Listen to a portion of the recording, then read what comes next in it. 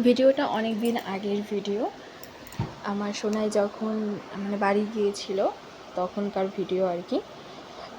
মানে আমার হাজব্যান্ডের বাড়ি, মানে আমারও বাড়ি, আমার ছেলেরও বাড়ি, সবারই বাড়ি। তো তখন ওই রাতের বেলা চিকেন আর ভাত করা হয়েছিল, তাই খাচ্ছিল। আর এগুলো সব আমার জায়ের মেয়েরা হয়,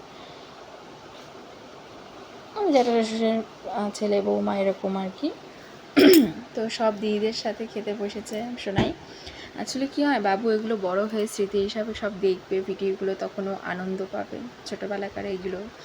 ওর বাবু বলছিল কি, মা আমি দিদিদের সাথে খেতে বসবো। তাই বললাম হ্যাঁ অবশ্যই বসো, তুমি দিদিদের সাথে বসো, তাহলে কি হবে ও হাত দিয়ে খাওয়া শিখবে। আর আমি মাঝে মাঝেই ওকে এইভাবে একা একা খেতে দিই, যাতে ছোট থেকে হাতে একা একা খাওয়া শিখুক, তার জন্য। আর দিদিদের সাথে খেতে বসেছিল, 3 দিদিরই ঝাল লেগেছে খুব।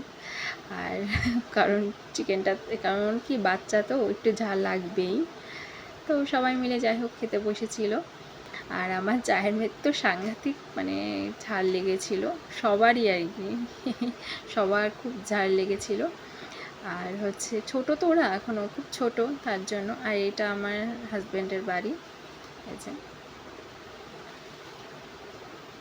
হাজব্যান্ডের এই যে বাড়ি। তো এটা হচ্ছে ঘর আর কি।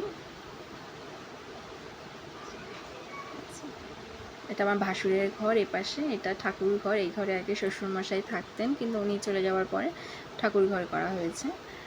আর এই যে এটা হচ্ছে রান্নাঘর, আর এপাশে হচ্ছে সিঁড়ি, এখানে ওয়াশরুম।